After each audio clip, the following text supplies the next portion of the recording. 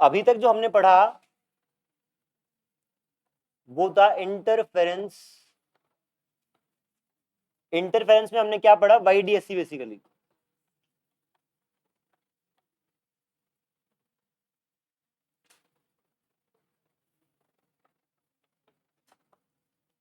Light आपने incident कराई दो सोर्सेज पे, दो स्लिट्स पे, आपका जो पैटर्न बना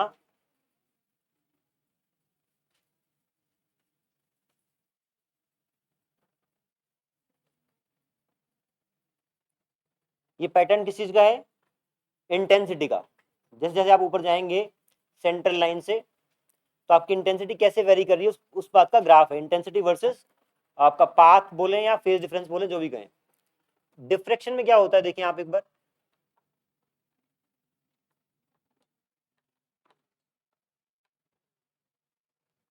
डिफ्रेक्शन में आप सिंगल स्लिट यूज करते हैं, सिंगल स्लिट।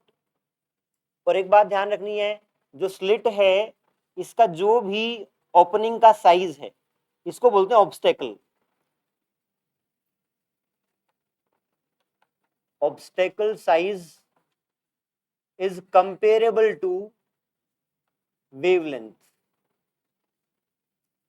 इसके कंपेरेबल होता है। यहां पर स्क्रीन पर जब आप इसका पैटर्न देखेंगे तो अल्टरनेट डार्क ब्राइट फ्रिंजेस बनती हैं, बट हल्का सा अंतर है। क्या अंतर है, सेंट्रल मैक्सिमा बड़ा बनता है, उसके बाद नेक्स्ट मैक्सिमा उससे छोटा, फिर छोटा, फिर छोटा।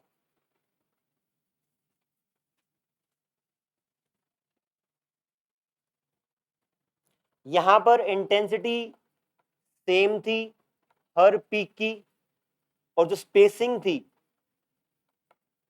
स्पेसिंग भी आपकी यूनिफॉर्म थी। यहां पे इंटेंसिटी सेम नहीं है या इंटेंसिटी डिफरेंट है,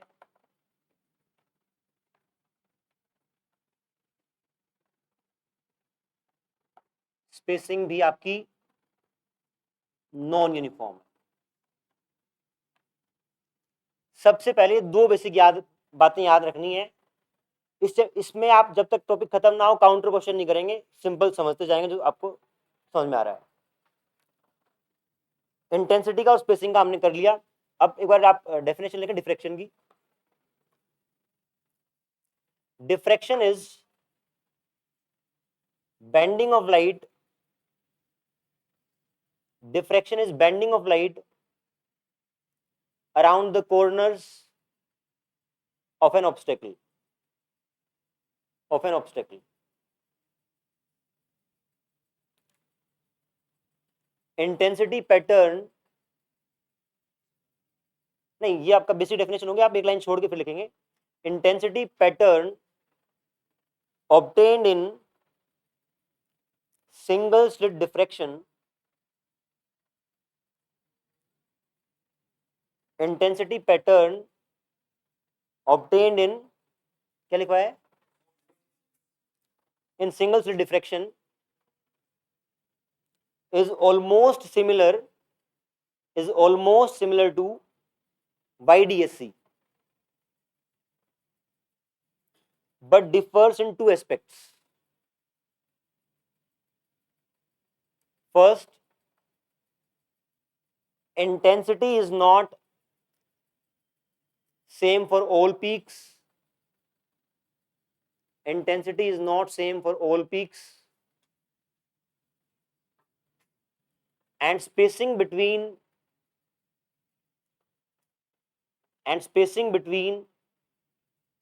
peaks is not uniform.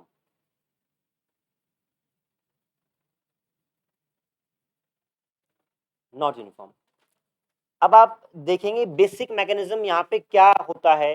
जैसे यहाँ पे क्या था बेसिक मैकेनिज्म, आपकी दो वेव्स जनरेट हुई थी, एक यहां से और एक यहां से।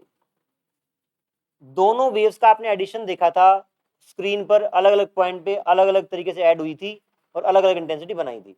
यहाँ पे इसका बेसिक मैकेनिज्म क्या है इस डिफ्रेक्शन पैटर्न फॉर्म होने का। ये जो स्लिट है मैंने इसको मैग्नीफाई करके दिखाया है, अब थोड़ा बड़ा करके दिखाया है। ये आपकी स्क्रीन है, और यहां पर प्लेन वेव फ्रंट इंसिडेंट हुआ है, आपकी रेज ऐसे हैं, इस साइड वाला लिख लिया हो तो रब कर दूं,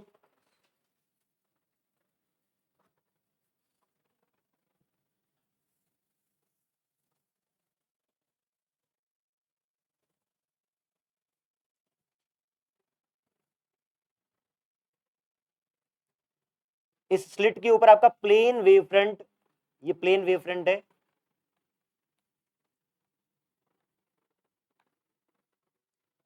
इस प्लेन वेव फ्रंट के साथ एसोसिएटेड जो रेज हैं ये परपेंडिकुलर रहेंगे उसके। जब ये आपका वेव फ्रंट यहां पहुंचता है at your opening, at your slit, आपने देखा हुआ है हाइजेंस प्रिंसिपल को यूज करके every point on wave front act as a source of secondary disturbance. तो यहां पे हमने इतने से स्पेस में ही बहुत सारे सोर्स मान लिए। अब ये सारे सोर्स यहां से वेव्स जनरेट करेंगे,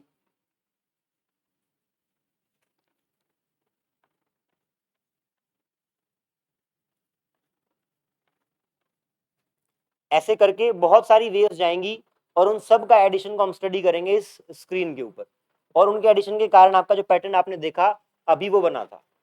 YDSC में क्या था, हमने एक स्लिट के लिए एक ही सोर्स माना था और एक ही वेव मानी थी, दो वेव्स को ऐड किया था। यहाँ पे स्लिट के अंदर आपने मल्टीपल सोर्सेज ऑफ वेव्स माना और उसको आपने ऐड किया। यहाँ पे वो रिगरस मैथमेटिक्स में नहीं जाएंगे हम, बस बेसिक हमें पता होना चाहिए कि हो क्या रहा है। अब ये बताएं, क्या हम YDSC में भी जो आपका एक स्लिट था उसके अंदर कई सारे सोर्स मान सकते हैं क्या? मान सकते हैं, मान सकते हैं। बट फिर आपका बेसिक डिफरेंस क्या रहा इंटरफेरेंस और डिफ्रेक्शन में?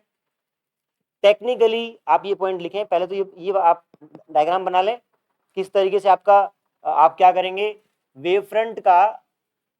आप ये ध्यान रखना कि ये स्लिट यहां तक है, ये मैंने वेव फ्रंट के ऊपर पॉइंट्स बनाए हैं, आप इसको ऐसे शो कर दें,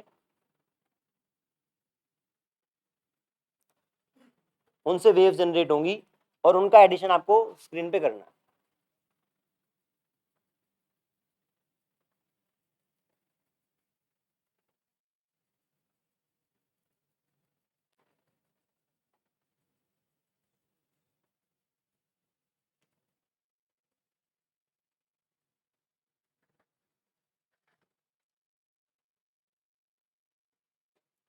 मैं ये कह रहा हूँ कि YDSC में भी आप सिमिलर अप्रोच लगा सकते हैं, जैसे एक स्लिट से आपने बहुत सारी वेव्स मानी, ऐसे ही अगले से भी बहुत सारी वेव्स मानी, पर दो डिफ्रेक्शन पैटर्न का जो सुपर पोजिशन है वो आपका फिर यूनिफॉर्म पीक्स देगा और यूनिफॉर्म स्पेसिंग देगा। ठीक है, आप पॉइंट लिखें। Technically technically interference due to two slits, interference due to two slits bracket में YDSC and diffraction are same. Technically both are same. Why? Because we consider addition of waves in both cases.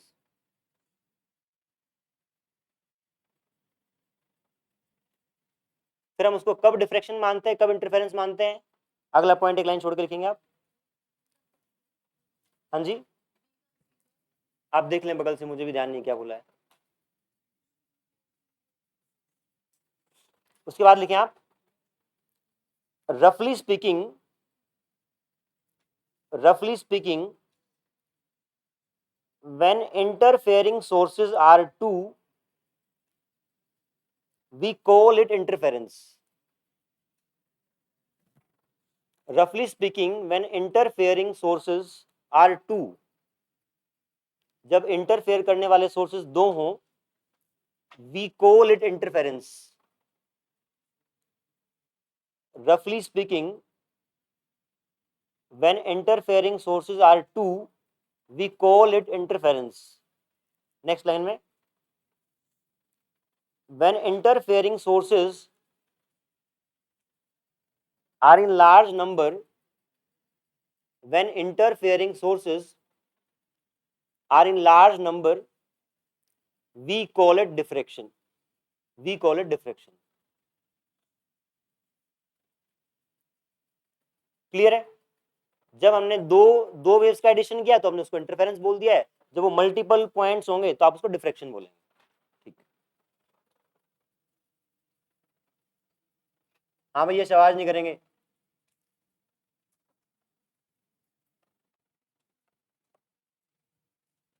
यहाँ पे जो आपका size है obstacle का वो a है, और लेट से हमें यहाँ पॉइंट P पर वेव्स का एडिशन कराना है। यहां से जो भी स्फेरिकल वेवलेट्स जनरेट होंगे उनकी वेव्स हर डायरेक्शन में जाएंगी, but we have to consider addition at point P। तो आप क्या करेंगे, यहां से एक सेंट्रल लाइन लेंगे, एक एंगल थीटा ड्रॉ करेंगे जिस पॉइंट पे आपको वेव्स को ऐड करना है। देखें वैसे तो यहां से जो वेव जनरेट होगी उससे हर डायरेक्शन में रे जाएगी, but we are bothered about the ray which is going towards P। Similarly नीचे वाले से भी जो रे जाएगी वो हर डायरेक्शन में जाएंगी, बट जो P की तरफ जा रही है हम उनको ऐड करना चाह रहे हैं। तो सारी रेज जो P की तरफ जा रही हैं we are interested to add them, और उनके कारण आपका नेट एम्पलीट्यूड क्या आएगा वो निकालने के हम निकालना चाहते हैं। यहां पे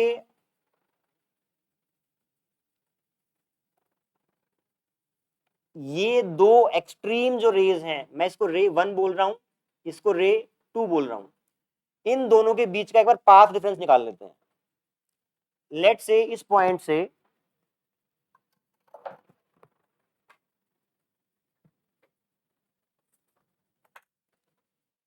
एक परपेंडिकुलर ड्रॉ किया यहां पे, और ये वाला एंगल भी आपका थीटा ही होगा। अगर ये वाला एंगल थीटा है तो क्या ये वाला एंगल 90 माइनस थीटा होगा? देख लें आप, if this angle is theta this will be 90 minus theta. अगर ये 90 माइनस थीटा है तो ये कितना होगा? थीटा। देख पा रहे हैं क्या? इस ट्रायंगल को नीचे बनाऊं थोड़ा सा, तो ये ट्रायंगल ऐसे है,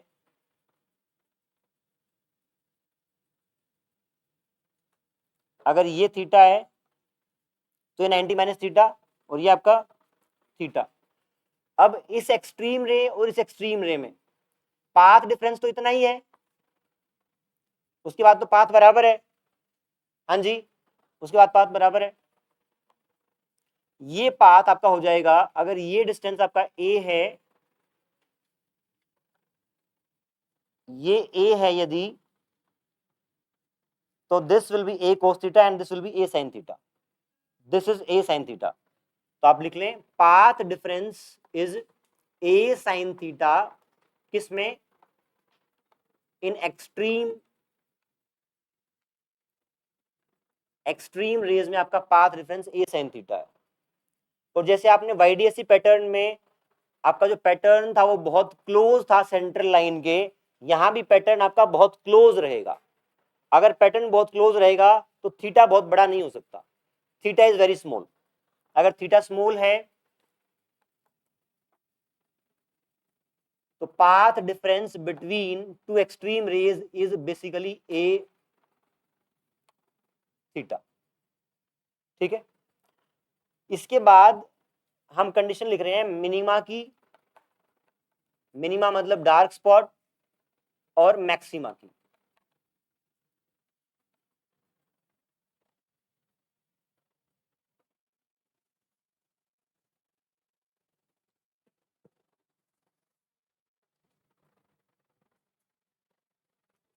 मिनिमा की कंडीशन इस केस में होती है theta equal to n plus half lambda by a, where n is 1 2 3 and so on। और मैक्सिमा की कंडीशन होती है theta equal to n lambda by a, where n equal to 1 2 3 and so on।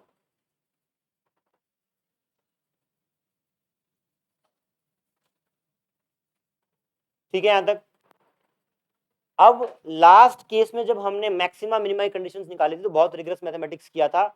यहाँ पे हमने simply result लिखा है कि इस थीटा पे आपका मैक्सिमा होगा और इस पे मिनिमा होगा। अब हम without going into rigorous mathematics we will just verify these two results.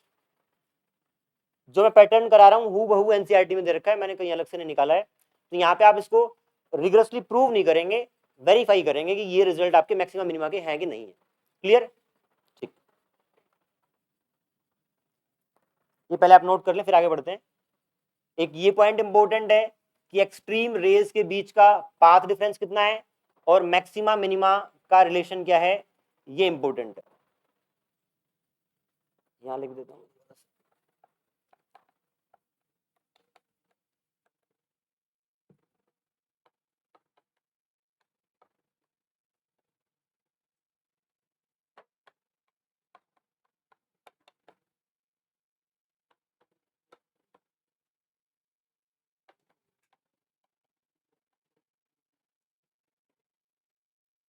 Ritesh यहाँ जाए, आप यहाँ जाए, अखिल चलो।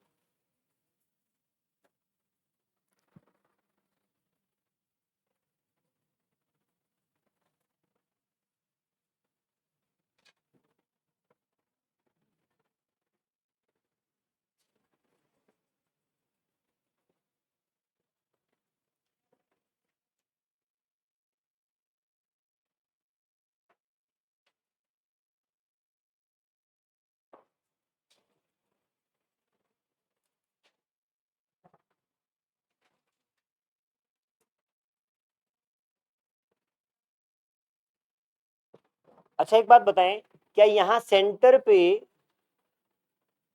मैक्सिमा मिलेगा? क्यों क्यों मिलेगा? क्योंकि किसी रे में पाथ डिफरेंस नहीं होगा। जब ये थीटा जीरो होगा तो this path difference will be zero. सारी rays without having any path difference will add up at point which is at centre of the screen. तो आप लिख लें पॉइंट बी कहीं पे कि सेंटर पे तो आपका सेंट्रल मैक्सिमा मिलेगा ही मिलेगा, उसके ऊपर नीचे आपको मिनिमा और मैक्सिमा मिलेंगे फिर। और सेंटर पे क्यों मैक्सिमा है? Because rays do not have any path difference. हाँ सीधी आएंगी। अब इन एंगल्स को ध्यान से देखें। सेंट्रल मैक्सिमा के बाद क्या आएगा? पहला minima, angle of first minima. First minima आपका कहां मिलेगा आपको, बताएं इससे देख के। अच्छा यहाँ पे ये 3/2 आ रहा है, बट मैक्सिमा आपका लेमडा बाय ए पे हो जाएगा। क्रॉस चेक करने दो एक बार। नहीं, ये कंडीशन मैंने उल्टी लिख दी है। ये आपका मैक्सिमा का है और ये आपका मिनिमा है। ठीक कर लें इसको।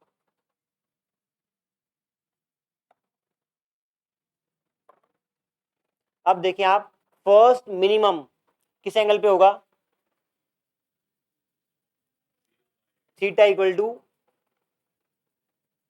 हाँ जी जीरो नहीं आएगा क्योंकि जीरो को हमने अलग से काउंट कर लिया है। ये आपके फिर उसके बाद के मैक्सिमा मिनिमा है। First minimum is this, first maximum उसके बाद ही आएगा। Theta equal to 3/2 lambda by a. हाँ जी, और आप देख भी पा रहे होंगे कि यहाँ पे एंगल बढ़ता चलेगा। फर्स्ट मिनिमा का जो एंगल होगा फर्स्ट मैक्सिमा का एंगल उससे बड़ा होगा, तो आपका बड़ा आ रहा है। आप ये देखें ये एंगल उससे बड़ा है। ठीक है, ये तो हुए आपके angular positions of nth maxima and nth minima. अगर मैं आपसे पूछ लूं कि linear position, linear position of nth maxima if distance between the slit and screen is d, बताएं क्या आएगा? लगाएं दिमाग। nth मैक्सिमा जो होगा सेंट्रल को छोड़ के उसकी लीनियर पोजीशन क्या होगी? अगर देखें आप,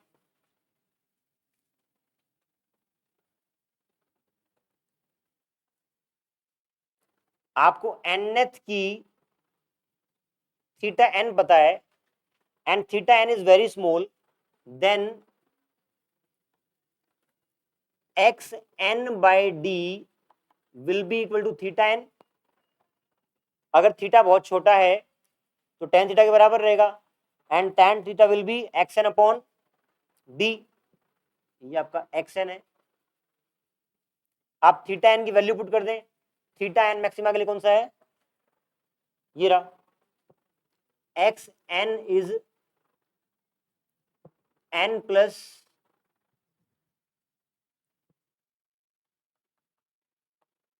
half D lambda by A. Similarly linear position of nth minima बताएं कितना आएगा?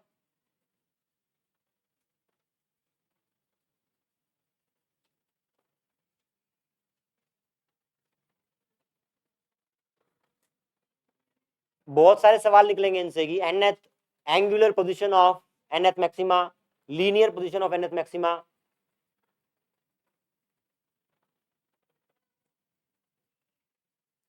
सब लोग निकालेंगे क्या? Linear position of nth minima. बता दें, यहां पे बसाना आ जाएगा एन डी लेमडा बाई। सब लोग लिख लें एक्स एन मिनिमा के लिए लिख रहा हूं, X N equal to N lambda by A into D. ये लीनियर पोजीशन है, ये आपकी एंगुलर पोजीशन थी nth मैक्सिमा और मिनिमा के लिए। ये चार रिलेशन हो गए आपके, एंगुलर पोजीशन और linear position.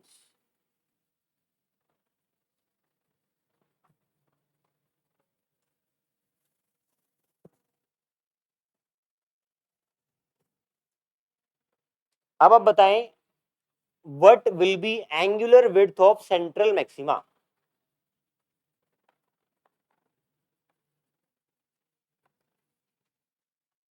Angular width of central maxima. Angular width का मतलब है कि इसके सामने जो आपका सेंट्रल मैक्सिमा बनेगा, यहां से आप इस मिनिमा तक जाएं, ये वाला एंगल और ये वाला angle, angular width of central maxima will be this.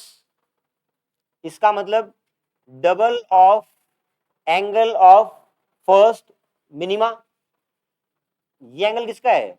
आप देखें, चेक करें, ये मिनिमा है ना, ये मिनिमा है, तो मिनिमा का फर्स्ट मिनिमा का एंगल कितना है? चेक करें, मिनिमा का first angle n equal to 1। हाँ जी, उसका डबल हो जाएगा, तो ये आपका हो जाएगा delta theta is equals to 2 of lambda by a. This is angular width of central maxima. अब आप बता दें लीनियर विड्थ क्या होगी?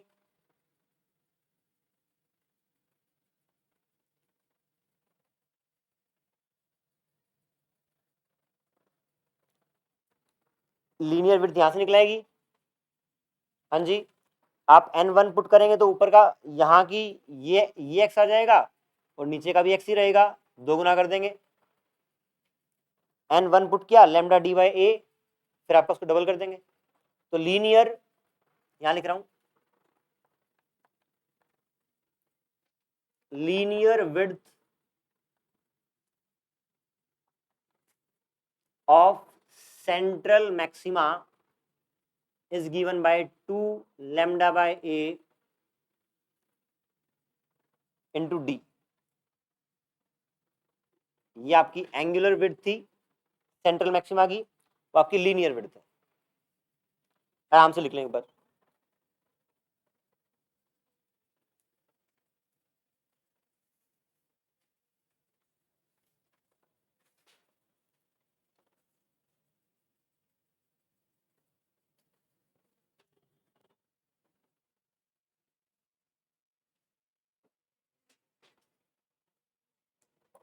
डन।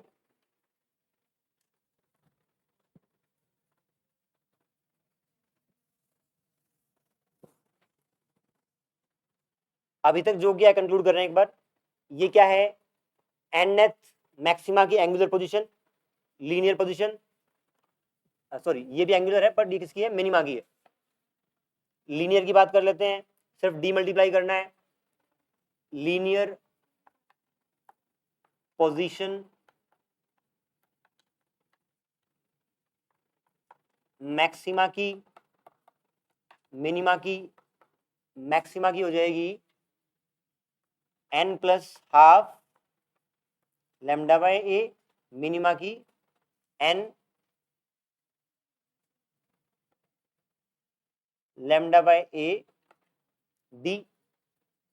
ठीक है, तो कुल मिला के अभी तक क्या किया है, सिंगल स्लिट में आपका पैटर्न बनेगा, इंटेंसिटी पैटर्न सेम रहेगा डार्क ब्राइट फ्रिंजेस का, सेंट्रल मैक्सिमा बड़ा रहेगा फिर छोटा होता जाएगा, स्पेसिंग कम हो जाएगी, और आपके पोजीशन जो है मैक्सिमा मिनिमा की linear as well as angular ये निकाल लिया। फिर आपने सेंट्रल मैक्सिमा की विड्थ और सेंट्रल मैक्सिमा की दोनों width angular as well as linear width आपने निकाल ली। ठीक है इतना।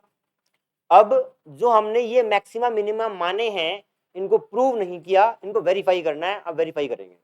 इस साइड वाला लिख लिया सबने,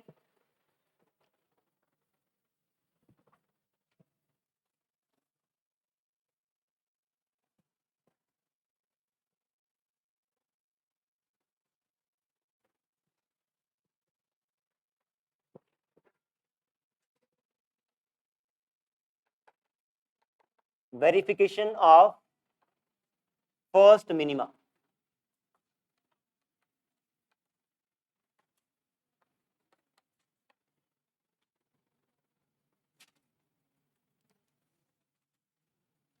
ये आपकी स्लिट है, ये पॉइंट आपने ए माना, ये बी माना,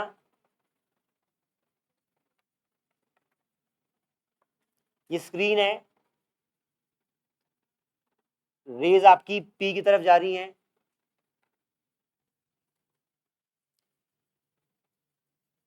अब आप बताएं थीटा उस कंडीशन के हिसाब से कितना है, theta one is lambda by a, theta बोल दो, theta is lambda by a here. Size of this obstacle या opening is a, path difference between a and b, delta x between a and b is a theta। ठीक है, एक बार मान लेते हैं कि जो कंडीशन आपको बताई गई है कि थीटा की इस थीटा का मैक्सिमम होगा वो ट्रू है, theta equal to lambda by A put कर दिया, ए लैम्डा बाय ए, तो क्या पाथ डिफरेंस बिटवीन रे ए एंड रे बी इज लैम्डा। ठीक है, अब मैंने क्या किया, इस स्लिट को दो पार्ट में डिवाइड कर दिया, इक्वल पार्ट्स में। अब आप बताएं, ये पॉइंट मान लिया सी, path difference between ray going from A and ray going from C कितना होगा, X A and C, A और C में कितना होगा, लैम्डा बाय 2। कैसे, आप देखें आपको ये पता है अगर दो के बीच का पाथ, ये वाला पाथ आपका A बाय 2 हो जाएगा, एंगल तो सेम ही है आपका, ये वाला एंगल सबका सेम है, तो path difference between A and C will be simply A by 2 into theta, और थीटा की वैल्यू आप ऊपर से पुट करेंगे, A by 2 lambda by A cancel हो गया, लैम्डा बाय 2। ए और सी से आपकी जो भी दो रेज आ रही हैं उनका पाथ डिफरेंस लैम्डा बाय 2 है। अब देखें, मैं ए से थोड़ा सा नीचे एक पॉइंट ले रहा हूं M1,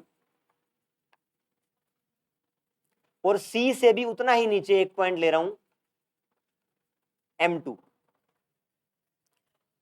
जो पाथ डिफरेंस ए और सी में था क्या वो m1 m2 में रहेगा? रहेगा, क्योंकि आप सेम डिस्टेंस नीचे आए हैं, m1 m2 के बीच का डिस्टेंस भी a/2 रहेगा। तो path difference between m1 and m2, m1 m2 will be similar, that is λ/2। अगर इन दोनों रेज में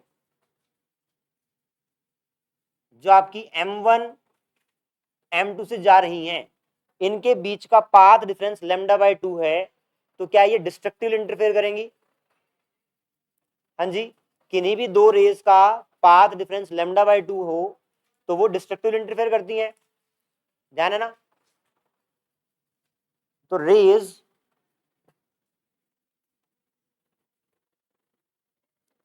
from m1 and m2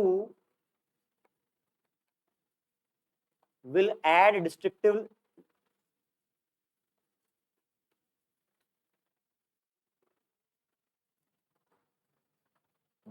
addition होगा, कैंसिल आउट करेंगी, ठीक है। अब यदि मैं m1 के नीचे एक और पॉइंट ले लूं, m1 डैश, उसके नीचे उतना ही और नीचे m2 डैश ले लूं, क्या उसमें भी पाथ डिफरेंस सेम रहेगा? तो ऐसे कर करके मैं पूरी लेंथ कवर कर सकता हूं, ए से सी और नीचे फिर सी से बी। ए से सी के बीच में कोई ना कोई एक ऐसी वेव जरूर होगी जो सी से बी के वेव को कैंसिल कर रही होगी। तो सारी वेव्स को जब ऐड करेंगे आप, तो intensity at point P will be 0। पहले आप इतना लिखें, लास्ट में कंक्लूड कराऊंगा। वेरिफिकेशन ऑफ फर्स्ट मिनिमा, जो डायग्राम बनाया उसको आप नोट डाउन करें।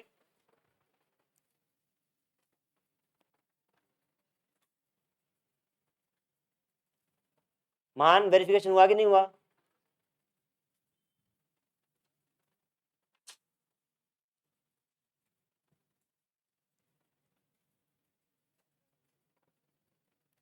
इसका बड़ा सा मैथमेटिक्स आता है, बीएससी सेकंड में आता है ये, आपको बस वेरिफिकेशन पूछा गया है यहाँ पे।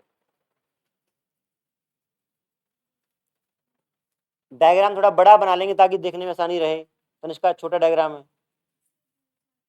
ठीक।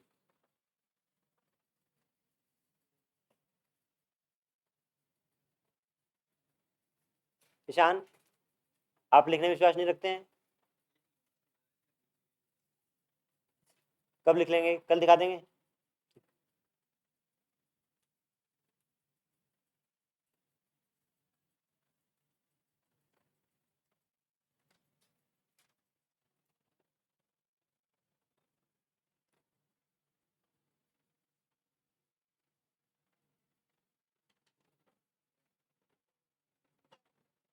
ये आपको क्या समस्या रह गई आज? कॉपी नहीं लेके आए, फिर अब कैसे करेंगे? ठीक।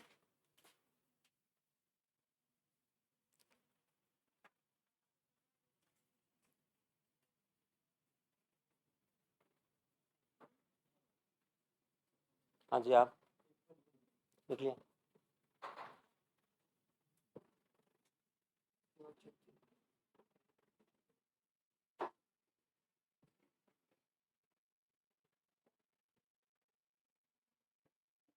हाँ जी, हो गया क्या?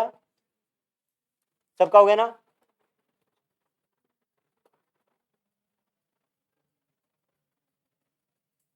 ठीक है, अब आप इसमें लास्ट में कंक्लूजन में लिखें।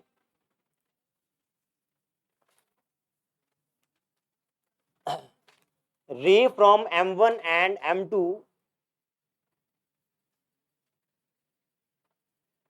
ray from m1 and m2 will have destructive interference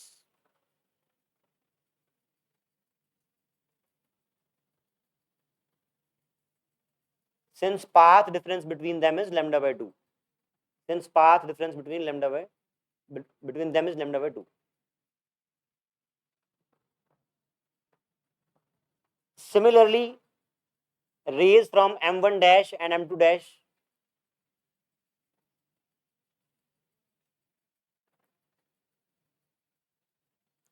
rays from m1 dash and m2 dash will have destructive interference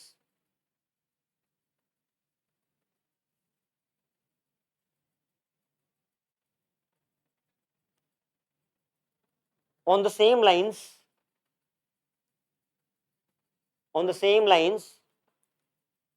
there will be a ray in between A and C, which will cancel effect of a ray between B and C.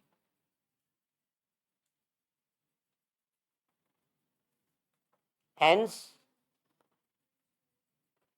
which will cancel the effect of previous ray.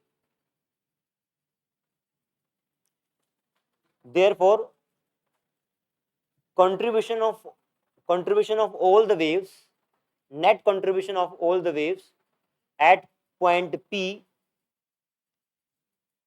net contribution of all the waves, all the rays at point P will be 0, and it will be a minima.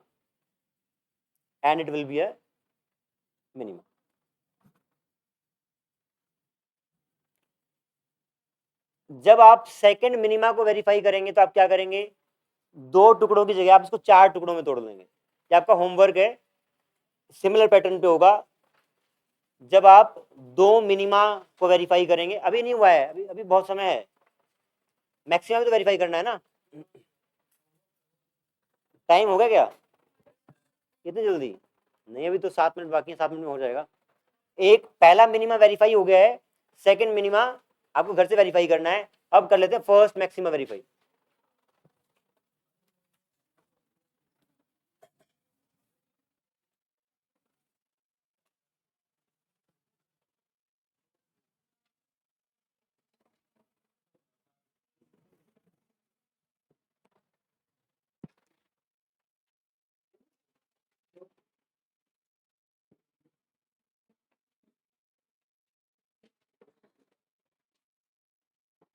बताएं first maxima का,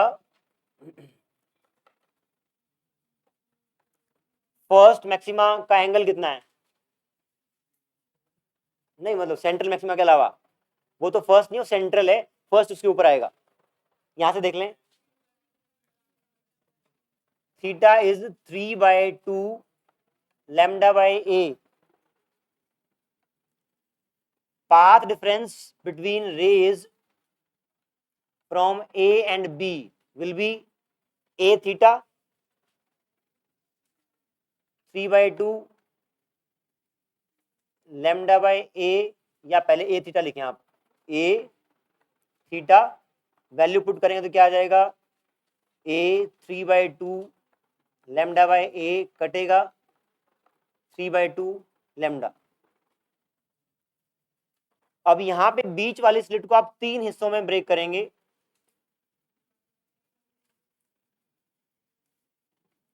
C and D। आप बताएं path difference between ए रे from A and रे from सी कितना होगा? अगर आपने इस स्लिट को 3 बराबर हिस्सों में ब्रेक किया है तो ये आपका A/3 हो जाएगा, A/3 इंटू थीटा, A/3 और थीटा आपका 3/2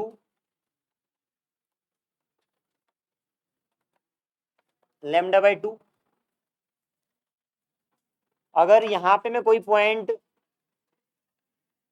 M1 लेता हूं A के जस्ट नीचे, सिमिलरली C के जस्ट नीचे M2 लिया, उतना ही नीचे लिया है, तो path difference between M1 and M2 will be कितना होगा?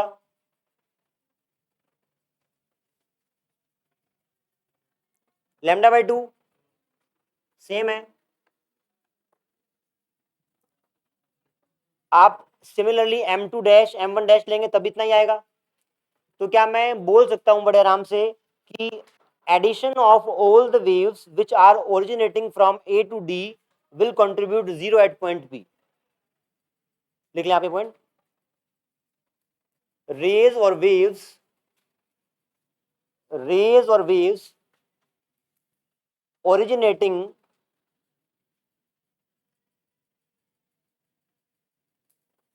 in between from A to D, rays or waves originating in between from A to B will have zero contribution of intensity at point P, will have zero contribution of intensity at point P.